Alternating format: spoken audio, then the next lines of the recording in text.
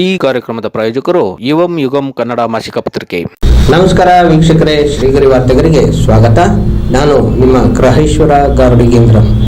Mysuru February 14. Kaveri ನೀರು ಹಂಚಿಕೆ ವಿಷಯದಲ್ಲಿ ರಾಜ್ಯಕ್ಕೆ ಆಗಿರುವ ಅನ್ಯಾಯದ ವಿರುದ್ಧ ಕಾವೇರಿ ಕ್ರಿಯಾ ಸಮಿತಿ ವತಿಯಿಂದ ನಗರದ ಪುರಭವನದ ಮುಂಭಾಗ ಹಮ್ಮಿಕೊಂಡಿದ್ದ ಹೋರಾಟದ ಧರಣಿ ಸತ್ಯಾಗ್ರಹವು 100ನೇ ದಿನ ಪೂರೈಸಿದ ಹಿನ್ನೆಲೆಯಲ್ಲಿ ಧರಣಿ ಸತ್ಯಾಗ್ರಹದಲ್ಲಿ ಪ್ರಮುಖ ಗಣ್ಯರು ಪಾಲ್ಗೊಂಡಿದ್ದರು. ಇಂದಿನ 100ನೇ ದಿನದ ಕಾವೇರಿ ಕ್ರಿಯಾ ಸಮಿತಿ ಧರಣಿ ಸತ್ಯಾಗ್ರಹದಲ್ಲಿ professor P V. Nanjaraja Aras, H K. Ramu, ಸಾಹಿತಿ ಬನ್ನೂರು ಕೆ. ರಾಜು, ಡಾಕ್ಟರ್ ರಾಜ್ ಅಭಿಮಾನಿ ಬಳಗದ ಅಧ್ಯಕ್ಷರಾದ ರಾಮೇಗೌಡ, ನಗರ ಪಾಲಿಕೆ ಸದಸ್ಯ ಮಾವಿ ರಾಮಪ್ರಸಾದ್, ಕಾವೇರಿ ಕ್ರಿಯಾ ಸಮಿತಿ ಅಧ್ಯಕ್ಷ ಎಸ್. ಜಯಪ್ರಕಾಶ್, ಮೆಲ್ಲಹಳ್ಳಿ ಮಾದೇವಸ್ವಾಮಿ, ತೇಜೇಶ್ ಲೋಕೇಶ್ ಗೌಡ, ಮೈಸೂರು ಚಿನ್ನ ಬೆಳ್ಳಿ ಕೆಲಸಗಾರರ ಅಭಿವೃದ್ಧಿ ಸಂಘದ ಅಧ್ಯಕ್ಷರಾದ ಟಿ. ಸುರೇಶ್ ಗೋಲ್ಡ್, ಜಿಲ್ಲಾ ಕನ್ನಡ ಸಾಹಿತ್ಯ ಪರಿಷತ್ತಿನ ಅಧ್ಯಕ್ಷರಾದ ಮಡಿಕೆರೆ ಗೋಪಾಲ್, ನಂಜುಂಡಸ್ವಾಮಿ, ಮಂಡ್ಯ ರೈತ ಹಿತರಕ್ಷಣಾ ಸಮಿತಿ ಸಂಘಟನಾ ಕಾರ್ಯದರ್ಶಿ ಸುನಂದ ಜಯರಾಮ್, ಕಾರ್ಯದರ್ಶಿ ಬೋರಯ್ಯ, ನಾರಾಯಣಗೌಡ, ಹನುಮಂತೇಗೌಡ, ಸಾರಾ ಸುದರ್ಶನ್, ಹೊನ್ನೇಗೌಡ, ಆಟೋ ಮಹದೇವ, ವರಕೂಡು ಕೃಷ್ಣೇಗೌಡ, ಸಿಂಧುವಳ್ಳಿ ಶಿವಕುಮಾರ್, ರಾಜಶೇಖರ್, ಕೃಷ್ಣಪ್ಪ, ಹನುಮಂತಯ್ಯ, ಶಿವಲಿಂಗಯ್ಯ, ಪುಷ್ಪಾವತಿ, ಕೆ. ಮಂಜುಳಾ, ನಳಿನಿ, ನಾಗರಾಜ್, ಮಹದೇವ, ಸ್ವಾಮಿ, ಶುಭಶ್ರೀ,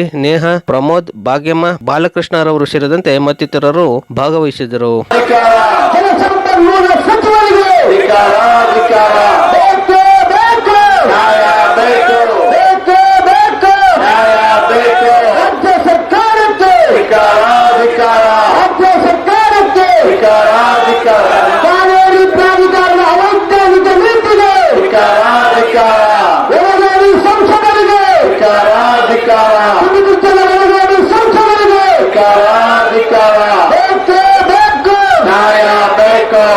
ಸಂಭ್ರಮ ಮಾಡಬಹುದು. ಇವತ್ತು 100ನೇ ದಿನ ಈ ಒಂದು ಹೋರಾಟವನ್ನು ನಾವು ಮಾಡ್ತಾ ಇದ್ದೀವಿ ಅಂದ್ರೆ ಇದು ಸಂತೋಷ ಪಡಿಸ್ತಕ್ಕಂಥ ದಿನ ಅಲ್ಲರಿ, ಖಂಡಿತ ಅಲ್ಲರಿ. ಸಂತೋಷ ಪಡುವಂತ ದಿನವೇ ಅಲ್ಲ. ಹೋರಾಟದ ಕಷ್ಟ ಏನು ಅಂತಕ್ಕಂಥದ್ದನ್ನ ಹೋರಾಟಕ್ಕೆ ಗೊತ್ತು. ಅವ್ರು ಖಂಡಿತವಾಗಿ ಹೇಳ್ತೀನಿ, ಅವ್ರದೇ ಆದಂತ ಅವ್ರು ನಿಜಕ್ಕೂ ಹೇಳ್ಬೇಕು ಅಂದ್ರೆ ಎಲ್ಲಾ ರೀತಿಯಾದಂತ ತ್ಯಾಗ ಮಾಡ್ತಕ್ಕಂಥ ಜನ ರೀ. ಅರ್ಥ ಮಾಡ್ಕೊಳ್ಬೇಕಾದ್ರೆ ಯಾವ ಹಣದ ಆಸೆಗೆ ಇನ್ನೊಂದಕ್ಕೆ ಬಲಿಯಾಗ್ತಕ್ಕಂಥ ಜನ ಅಲ್ಲ. ಅವರನ್ನ ಅರ್ಥ ಮಾಡ್ಕೊಳ್ಬೇಕಾಗ್ತದೆ. ಹಾಗಾಗಿ ಏನೋ ಒಂದು ಕಾವೇರಿ ನೀರು ವಿಚಾರಕ್ಕೆ ನಾವು ಮುಂದಿನ ದಿವಸಗಳಲ್ಲಿ ಹೋರಾಟವನ್ನ ನಾವು ನಿಲ್ಲಿಸೋದಾಗಲೇ ಇಲ್ಲ. ಯಾವಾಗ ನಮ್ಮ ರಾಜಕಾರಣಿಗಳು ನಾವಿದ್ದೀವಿ, ನಾವು ಮಾಡ್ತೀವಿ, ನೀವು ಮನೆಯಲ್ಲಿ ಕೂತ್ಕೊಳ್ಳಿ, ಡೈಲಿ ಹೋರಾಟ ಮಾಡಬೇಡಿ ಅಂತ ಹೇಳಿ ಅವರು ಬಂದು ಹೇಳೋದು ಕೂಡ ನಾವು ಹೋರಾಟ ಮಾಡಲೇಬೇಕಾಗ್ತದೆ, ನಮ್ಮ ನೀರನ್ನ ಉಳಿಸ್ಕೋಬೇಕಾಗ್ತದೆ. ಹಾಗಾಗಿ ಇವತ್ತೇನು ನಾವು 100 ದಿವಸಗಳ ಕಾಲ ಶಾಂತಿಯುತ ಧರಣಿಯನ್ನ ನಾವು ಮಾಡಿದ್ವಿ. ಕೇವಲ ಶಾಂತಿಯುತ ಧರಣಿ. ನಮಗೆ ದಸರಾ ಬಂತ ಮಧ್ಯೆ ಆಗ ನಾವು ತಾತ್ಕಾಲಿಕವಾಗಿ ನಿಲ್ಲಿಸಿದ್ವಿ. ಇದು ನಾಡ ಹಬ್ಬ ಚೆನ್ನಾಗಿ ನಡೀಬೇಕು, ಪ್ರವಾಸದ ತೊಂದರೆ ಆಗಬಾರ್ದು, ಮತ್ತೆ ಯಾವುದೇ ರೀತಿ ಖರ್ಚಿಗೆ ನಮ್ಮಿಂದ ಆಗಬಾರ್ದು ಅಂತ ಹೇಳಿ ನಾವು ತಾತ್ಕಾಲಿಕವಾಗಿ ನಿಲ್ಲಿಸಿದ್ವಿ, ಮತ್ತೆ ಪ್ರಾರಂಭ ಮಾಡಿದ್ದೀವಿ. ಹಾಗಾಗಿ 100 ದಿವಸಗಳ ಕಾಲ ನಾವು ಮಾಡಿದ್ದೀವಿ. ಮೊನ್ನೆ ನಮ್ಮ ಪ್ರೊಫೆಸರ್ ಬಸವರಾಜ್ ಅವರು ಹಿರಿಯ ರೈತ ಮುಖಂಡರು ಅವ್ರು ಬಂದು ಕೆಲವು ಅಂಶಗಳನ್ನ ಹೇಳಿದ್ರು, ಕೆಲವು ಮಾರ್ಗದರ್ಶನ ನೀಡಿದ್ದಾರೆ. ಮುಖ್ಯಮಂತ್ರಿಗಳಿಗೆ ಏನೋ ಒಂದು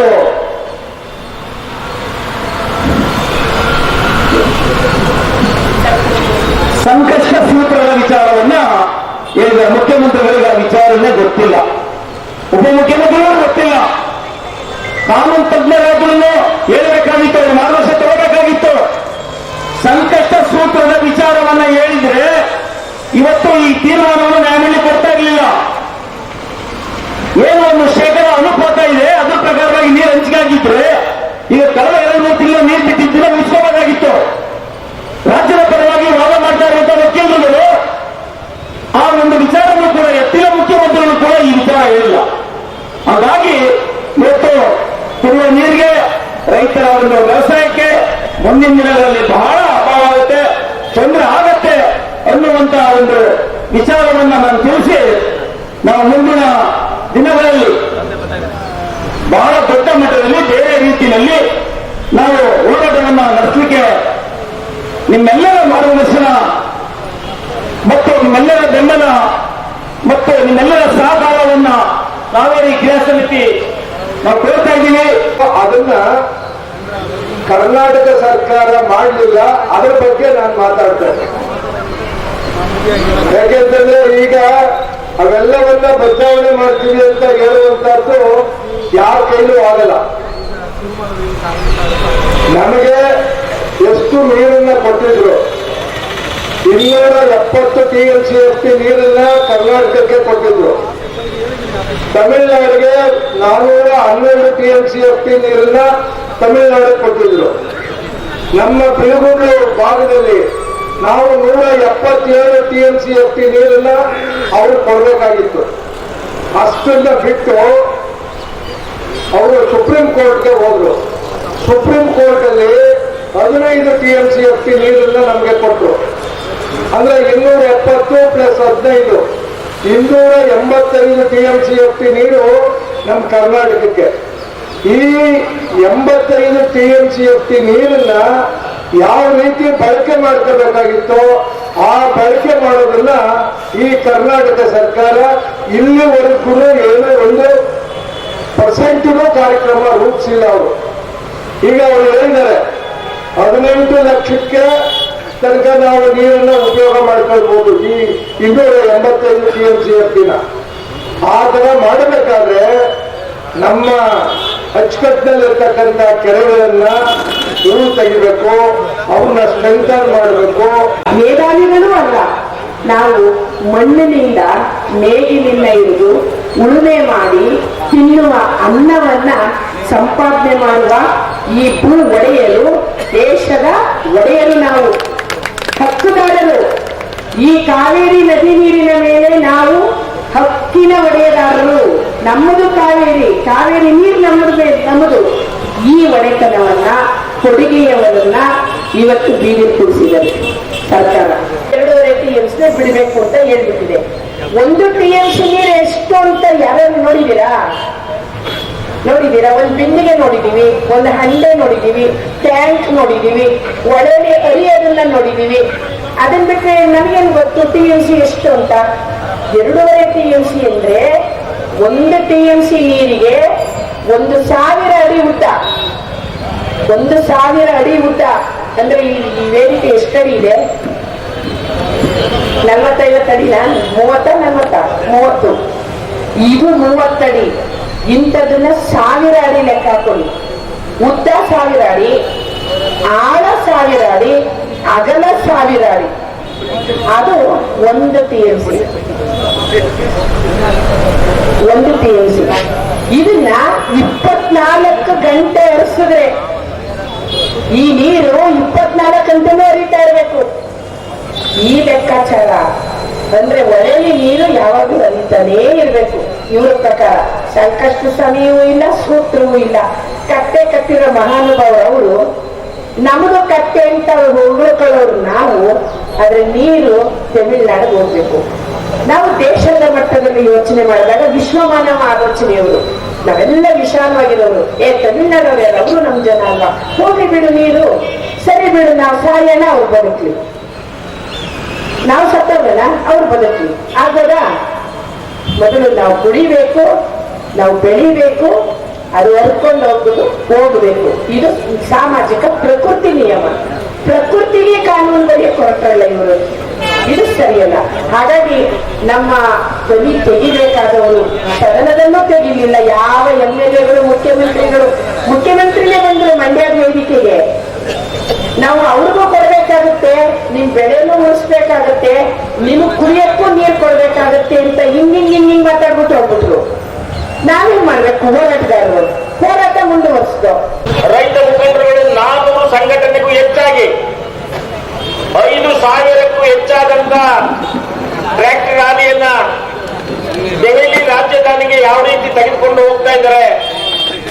ಅವರು ಮಹತ್ವಪೂರ್ಣ ರೈತರ ಹಿತರಕ್ಷಣೆಗಾಗಿ ಇರ್ತಕ್ಕಂಥ ಕಾಯ್ದೆಗಳನ್ನ ಜಾರಿಗೊಳಿಸಬೇಕು ಅಂತ ಹೋರಾಟವನ್ನ ಮಾಡ್ತಾ ಇದ್ದಾರೋ, ಅದೇ ರೀತಿಯಲ್ಲಿ ನಾವು ಸಹ ಈ ಕಾವೇರಿ ಹೋರಾಟ ಸಮಿತಿ ಹೆಚ್ಚಿನ ಒಂದು ಬಲವನ್ನ ಪಡೆದು ಹೋರಾಟವನ್ನ ಕಾನೂನಿನ ರೀತಿಯಲ್ಲೇ ಮತ್ತು ಹೋರಾಟ ಎರಡೂ ಕಡೆ ಆಗ್ಬೇಕು. ಇಲ್ಲೇ ಆಗಲ್ಲ. ನೇತೃತ್ವದಲ್ಲಿ ಏನು ನಮ್ಮ ಜಯಪ್ರಕಾಶ್ ಅವರ ಅಧ್ಯಕ್ಷತೆಯಲ್ಲಿ ಕರ್ನಾಟಕದ ಮೈಸೂರು ನಗರದ ಮಹಾರಾಜರು ಈ ಚಾಮುಂಡೇಶ್ವರಿ ಈ ಮೈಸೂರು ನಗರದಲ್ಲಿ ಒಂದು ಕಾವೇರಿ ನೀರಿಗೆ ಅನ್ಯಾಯ ಆಗಿದೆ ಅಂತೇಳಿ ಇದು ಪ್ರಾರಂಭ ಮಾಡಿದ್ದಾರೆ. ಪ್ರಾರಂಭ ಮಾಡಬೇಕಾದ್ರೆ ರಕ್ತವನ್ನು ಬಸ್ತಿದ್ದಾರೆ. 100 ದಿವಸ ತಲುಪಬೇಕಾದ್ರೆ ಕೂಗು ಈ ರಫ್ತುದು ಅದು ನಮ್ಮ ಕರ್ನಾಟಕದ ಮುಖ್ಯಮಂತ್ರಿಗೆ ಪ್ರಧಾನಮಂತ್ರಿಗೆ ಸೇರಬೇಕು. 100 ದಿವಸಗಳನ್ನ ಪೂರೈಸಿದಂತ ಕಾರ್ಯಕ್ರಮ ಇದು. ಬಹುಶಃ ಸಂದೇಶ ಸರ್ಕಾರಕ್ಕೆ ಹೋಗಿರುತ್ತೆ. ಒಂದು ದುರಂತ ಅಂದ್ರೆ 1924ರಲ್ಲಿ ಮದ್ರಾಸ್ ಮತ್ತು ಮೈಸೂರು ಪ್ರಾಂತ್ಯಕ್ಕಾದಂಥ ಒಡಂಬಡಿಕೆಯನ್ನು ಈಗಲೂ ಸಹ ಆ ಮೂರ್ಖ ನ್ಯಾಯ ಏನು ಕಾವೇರಿ ನೀರಾವರಿ ಸಮಿತಿಯ ಒಂದು ಸಭೆ ಇದೆ, ನಿನ್ನೆ ಸಭೆ ಸೇರಿ 5 TMC ನೀರನ್ನು ಈ 2 ತಿಂಗಳಿಗೆ ಬಿಡಬೇಕು ಅಂತ ಮೂರ್ಖತನದ ಒಂದು ಹೇಳಿಕೆಯನ್ನು ಕೊಟ್ಟಿದೆ. ಬೇಕಾದ್ರೆ ಜೈಲಿಗೆ ಹಾಕಿದ್ರು ತೊಂದರೆ ಇಲ್ಲ. ಎಂಥ ವಿಖ್ಯಾತ ಅಂತಂದ್ರೆ 1924ರಲ್ಲಿ 600 ಇಂಚು ಮಳೆ ಆಗ್ತಾ ಇತ್ತು. ನಾನು ಆ ಪ್ರದೇಶದಿಂದ ಬಂದಂತ ಮಲೆನಾಡಿನಿಂದ. ಈಗ 65 ಇಂಚು ಮಳೆ ಆಗ್ತಾ ಇದೆ. ನಿಜವಾಗ್ಲೂ ಅವರಿಗೆ ಏನಾದ್ರೂ ಮರ್ಯಾದೆ ಮಾನ ಇದ್ರೆ ನಾನು ಕುಡಿಯೋದು ನೀರಿಗಿನೇ ಆ ತಮಿಳುನಾಡಿನಲ್ಲಿ ತುಂಬಿರ್ತಕ್ಕಂಥ ಏನು ಡ್ಯಾಮ್ ಇದೆ ಮೆಟ್ಟೂರಿನಲ್ಲಿ ಸುಮಾರು 100 TMC ನೀರು ತುಂಬಿಸಿ ಹೋಗ್ತಾ ಇದೆ. ಅದನ್ನ ಕರ್ನಾಟಕಕ್ಕೆ ಪಂಪ್ ಮಾಡುವುದರ ಮೂಲಕ ಜನ ಜಾನುವಾರುಗಳಿಗೆ ನಾಯಿ ನರಿಗಳಿಗೆ ನೀರು ಕುಡಿಲಿಕ್ಕೆ ವ್ಯವಸ್ಥೆಯನ್ನು ಮಾಡಿಕೊಡುವಂತ ಯೋಗ್ಯತೆಯನ್ನು ಅವರು ಪ್ರದರ್ಶನ ಮಾಡಬೇಕು ಅಂತ ಹೇಳ್ತಾ ಕಾವೇರಿ ಕ್ರಿಯಾ ಸಮಿತಿಯ ಅಧ್ಯಕ್ಷರಾಗಿರುವಂತಹ ಜಯಪ್ರಕಾಶ್ ಅವರು ಫೋನ್ ಮಾಡಿ ಹೇಳಿದ್ರು, ಈ ತರ ಧರಣಿ ನಡೆಸ್ತಾ ಇದ್ದೀವಿ, ಸತ್ಯಾಗ್ರಹ ಸತತವಾಗಿ 100 ದಿನ ನಡೆಸಿದೀವಿ, ಇವತ್ತು 100ನೇ ದಿನ, ಸೊ ನೀವು ಬರಬೇಕು, ಒಂದೆರಡು ಮಾತುಗಳನ್ನ ಆಡಬೇಕು ಅಂತ ಹೇಳಿದ್ರು. ನಾನು ಹಾಗೆ ಹೇಳಿದಾಗೆ ನಾನು ಹುಟ್ಟಕ್ಕೆ ಮುಂಚೆಯಿಂದಾನೇ ಶುರುವಾಗಿರುವಂಥದ್ದು ಈ ಕಾವೇರಿ ವಿವಾದ ಅನ್ನುವಂಥದ್ದು. ಇನ್ನೂ ನಡೀತಾ ಇದೆ, ಇನ್ನು ಮುಂದೆನೂ ನಡೀತಾ ಇರುತ್ತೆ. ಸೊ ನಮ್ಮ ಮನವಿ ಏನಂದ್ರೆ JP ಅವ್ರಿಗೆ ನಾವು ಅದನ್ನೇ ಹೇಳಿದ್ವಿ, ಎಲ್ಲೋ ಒಂದು ಮೂಲೆನಲ್ಲಿ ಕುತ್ಕೊಂಡು ನೀವೇನೇ ಸ್ಟ್ರೈಕ್ ಮಾಡ್ಬೋದು, ಏನೇ ಧರಣಿ ಮಾಡ್ಬೋದು, ಬಟ್ ಯಾರಿಗೆ ಮುಟ್ಟಬೇಕೋ ಅವ್ರಿಗೆ ಮುಟ್ಟಿದ್ರೆ ಮಾತ್ರನೇ ಈ ಧರಣಿಗೆ ಒಂದು ಅರ್ಥ ಬರುತ್ತೆ, ಇಲ್ಲಾಂದ್ರೆ ಕಾವೇರಿ ನೀರಲ್ಲಿ ವ್ಯರ್ಥವಾಗಿ ಹೋಗುತ್ತೆ ಅಂತ ಹೇಳಿದೆ. ಸೊ ಖಂಡಿತವಾಗ್ಲೂ ಇದು ಯಾರಿಗೆ ತಲುಪಬೇಕೋ ಅವ್ರಿಗೆ ತಲುಪಿ ಏನ್ ಮಾಡ್ಬೇಕೋ ಅದನ್ನ ಮಾಡಿದ್ರೆ ಮಾತ್ರನೇ ಈ ಧರಣಿಗೆ ಒಂದು ಅರ್ಥ ಸಿಗುತ್ತೆ ಅನ್ನೋದು ನನ್ನ ಅಭಿಪ್ರಾಯ. ತುಂಬಾ ಖುಷಿ ಆಯ್ತು, ತುಂಬಾ ನೋವು ಕೂಡ ಆಯ್ತು. ಯಾಕಂದ್ರೆ ನಾವು ಬೇರೆ ಎಲ್ಲೋ ಕುತ್ಕೊಂಡು ನಾವು ಮಾತಾಡೋದಲ್ಲ, ಇಲ್ಲಿ ಬಂದು ಇವ್ರ ಕಷ್ಟ ಏನ್ ಪಡ್ತಿದ್ದಾರೆ ಅನ್ನೋದನ್ನ ನೋಡ್ಬೇಕು. ನಾ ಹೇಳ್ದಾಗೆ ರೈತ ನಮ್ಮ ದೇಶದ ಬೆನ್ನೆಲುಬು ಅನ್ನೋದು ಒಂದು ಮಾತಿದೆ, ಆದ್ರೆ ಇಲ್ಲಿ ಬಂದು ನೋಡಿದಾಗ ಗೊತ್ತಾಗುತ್ತೆ ನಮ್ಮ ದೇಶದ ರೈತನ ಬೆನ್ನೆಲುಬನ್ನೇ ಮುರಿದಾಕ್ಬಿಟ್ಟಿದ್ದಾರೆ ಅಂತ ಅಂದ್ಬಿಟ್ಟು. ಮೂಲಭೂತ ಸೌಕರ್ಯ ಏನ್ ಬೇಕಾಗಿರೋದು ರೈತನಿಗೆ? ನೀರು ಬೇಕು, ಬಿತ್ತೋದಕ್ಕೆ ಜಾಗ ಬೇಕು. ಇದೆಲ್ಲ ಇದ್ದಾಗ ನೀರೇ ಇಲ್ಲ ಅಂತ ಅಂದ್ರೆ ಏನ್ ಪ್ರಯೋಜನ ಬಂತು? ಏನು ಪ್ರಯೋಜನ ಇಲ್ಲ. ನಮ್ಮ ದೇಶದಲ್ಲಿ ಮುಖ್ಯವಾದ ಕೆಲಸ ಅಂದ್ರೆ ವ್ಯವಸಾಯ. ಅದನ್ನ ಸರ್ಕಾರದವರು ಮನವಿ ಮಾಡಿಕೊಂಡು ಏನೇನ್ ಕೆಲಸಗಳು ಮಾಡಬೇಕೋ ಅದನ್ನ ನಿರ್ವಹಿಸಿದ್ರೆ ಮಾತ್ರ ಈ ಕಷ್ಟಕ್ಕೊಂದು ಪರಿಹಾರ ಸಿಗೋದು. ಮತ್ತೆ ಮುಂದಿನ ವಾರ್ತೆಗರಿಯಲ್ಲಿ ಭೇಟಿಯಾಗೋಣ. ಶ್ರೀಗರಿ, ನಿಮ್ಮ ಮನದಾಳದ ಗರಿ. ನಮಸ್ಕಾರ. ಶ್ರೀಗರಿ, ನಿಮ್ಮ ಮನದಾಳದ ಗರಿ. ಶ್ರೀಗರಿ, ನಿಮ್ಮ ಭಾವನೆಗಳ ಗರಿ. ಶ್ರೀಗರಿ, ನಾಡಿನ ಹೆಮ್ಮೆಯ ಗರಿ. ಮನೆ ಮನಗಳ ಗರಿದು ಶ್ರೀಗರಿ, ತನು ಮನ ಧನಗಳ ಗರಿದು ಶ್ರೀಗರಿ, ವಿಶ್ವದ ದೇಶದ ನಾಡಿನ ಗರಿದು ಶ್ರೀಗರಿ. ಶ್ರೀಗರಿ ಶ್ರೀಗರಿ ಶ್ರೀಗರಿ ಶ್ರೀಗರಿ ಶ್ರೀಗರಿ, ನಿಮ್ಮ ಮನದಾಳದ ಗರಿ.